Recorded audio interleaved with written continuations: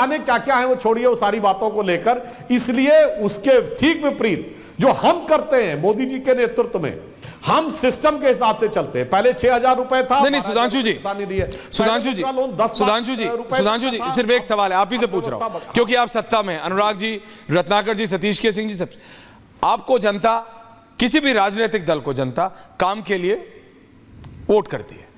आपने कहा विकास के लिए, 2014 में विकास वॉज योर पॉइंट। ये तो लालच देना है, दिस इज ब्राइबरी।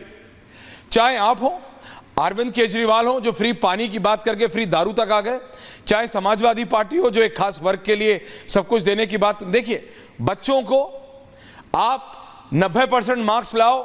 हम जब स्कूल में होते थे तो एक रेस्टोरेंट होता था, वो कहता था 90 अगर 95% मार्क्स से ज्यादा लाओगे तो एक आइसक्रीम मिलेगी संडे। सही बता रहा हूं। वो ब्राइब नहीं है, वो आपको मोटिवेशन है। आप समझ रहे हैं कि अगर तुमने इतना काम करा तो मैं तुम्हें यह दूंगा। आप कह रहे हो कुछ मत करो, तुम्हें बैठे बैठे मिलेगा। तुम कुछ मत करो, तुम्हें बैठे बैठे मिलेगा। आप क्या, आप भारत की अगली पीढ़ी को, आप यानी आप सब सारे राजनीतिक दल इन योर डिफरेंट वेज, जिसको जरूरत है मैं समझता हूं, लेकिन एक को देना शुरू करते हैं और सबको देते हैं और दे किसी को नहीं पाते आखिरी में। सुधांशु जी, ये लालच है, ये ब्राइबरी है, चाहे कोई भी हो। आप स्पष्ट करना चाहता हूं जी, प्लीज स्पष्ट। नहीं, हमारी सरकार ने कभी लालच नहीं दिया। हमारी सरकार ने अगर मुद्रा योजना दी तो उसने कहा कि आप 1 लाख रुपए, 50,000 रुपए, 2 लाख रुपए तक का कोई लोन ले सकते हैं, अपना कोई व्यवसाय शुरू करिए। हाँ। ये नहीं कहा कि पैसा बांट दीजिए। याद करिए कोविड के समय ये लोग कह रहे थे अकाउंट में पैसा क्यों नहीं दे रहे। हम क्या कर रहे थे, स्मॉल और मीडियम और माइक्रो इंडस्ट्रीज के लिए हम रेट जो था लोन का वो कम कर रहे थे।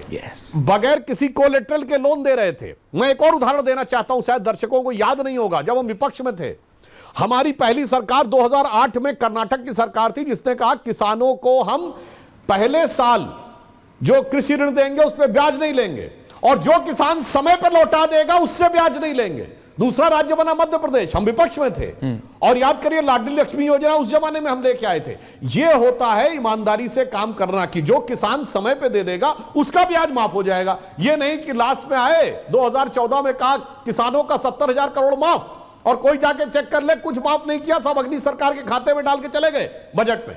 सब हमारी सरकार को आखिर में वो सारा चुका। तो महाराष्ट्र में आपने आखिर में क्यों किया? इसलिए मोदी जी ने हमेशा विश्वकर्मा योजना हो, अटल पेंशन योजना हो, अथवा रेडी पटरी वालों की योजना हो, या स्टार्टअप हो, या मुद्रा योजना हो, इनके द्वारा लोगों के अंदर व्यावसायिकता को बढ़ाने का प्रयास किया। वो मैं समझता हूं, वो आप हो या कोई और राजनीतिक दल हो, बस इतना बता दीजिए। इससे पहले अनुराग भदौरिया, रत्नाकर त्रिपाठी, सतीश जी आए कि महाराष्ट्र में इलेक्शन जीतने के बाद लाडली योजना क्यों नहीं, इलेक्शन से ठीक पहले लाडली योजना क्यों, इलेक्शन में जीतने के बाद सारे टोल फ्री क्यों नहीं, इलेक्शन से ठीक पहले क्यों?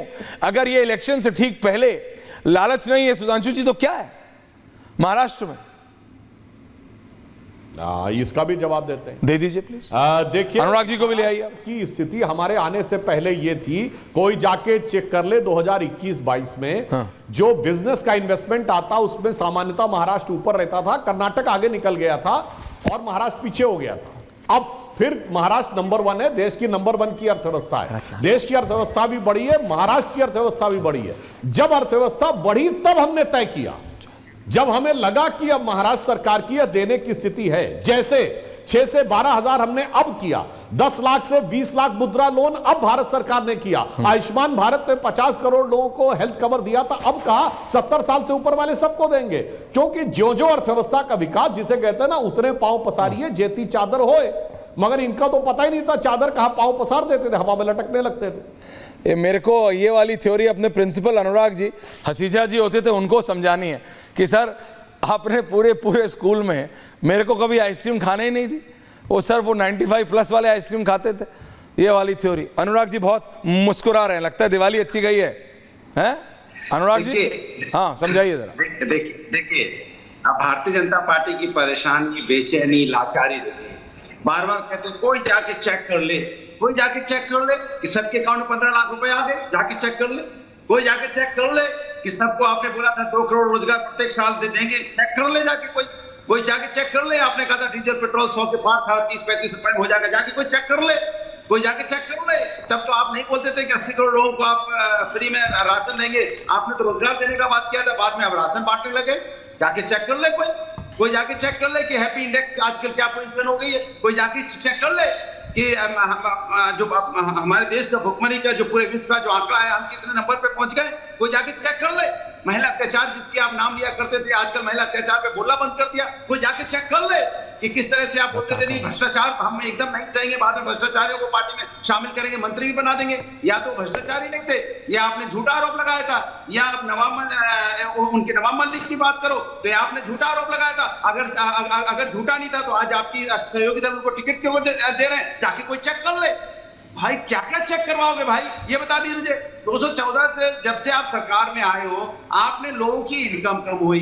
आप कह रहे हो कि हमने मुद्रास्फीति में लोन दे दिया, हमने हर एक को यहाँ पे इकोनॉमिक स्थिति अच्छी हो गई, सब कुछ अच्छा हो गया। फिर बेरोजगारी से लोग परेशान क्यों हैं, फिर महंगाई से लोग परेशान क्यों हैं, फिर लोग क्यों परेशान, किसान की इनकम दोगुनी क्यों नहीं हो रही है। जब सब कुछ अच्छा हो गया, सब कुछ चेक कर ले भी पता चल जाएगा, तो क्यों हो गया। आ रहा हूं सुधांशु जी। आपने यहाँ पे महाराष्ट्र में जब चुनाव आया तो लाडली योजना आपको याद आई, क्यों याद आई। उसके पहले आपको याद नहीं है, तो फिर भी आपको याद आ गया। अरे भैया आपको चुनाव आते आते बांटोगे कटोगे भी याद आ गया। अरे भैया कुछ सकारात्मक बोलते, शब्द ही नकारात्मक है। अच्छी बात बोलते, हम सब जुड़ेंगे, मिलके एक साथ रहेंगे। जैसे हम पीटीए की बात करते हैं, आइए समाज के सही वर्गों एक साथ आइए, पिछड़े जो छूट गए, जो दलित है, अल्पसंख्यक है, जो पिछड़े हमारे जो आदिवासी लोग, सभी लोग आइए, सबको आगे ले आते हैं और समाज में एक सामाजिक न्याय की बात करते हैं, पूरे समाज को आगे बढ़ाते हैं। तब तो आपने बात भी की, आप तो करे बटोगे तो कटोगे। इतना हारने के बाद इतना नकारात्मक, इतना नकारात्मक। सुधांशु जी, समाजवादी पार्टी कह रही है कि नकारात्मक स्टैंड। सुधांशु जी, रत्नाकर जी आ रहा हूं, सतीश जी आ रहा हूं उसके बाद। मुझे लगता है कि अनुराग भदौरिया जी बगैर चेक किए हुए आकर यहां चेक या चिक करना शुरू कर देते हैं। महोदय, रोजगार का सबसे ऑथेंटिक डाटा होता है एम्प्लॉय प्रोविडेंट फंड, यानी कर्मचारी भविष्य निधि खाता। जब कोई कर्मचारी बनता है तो उसकी तनख्वाह से कटता है भविष्य निधि और फिर उसका जो एम्प्लॉयर है वो उसमें डालता है।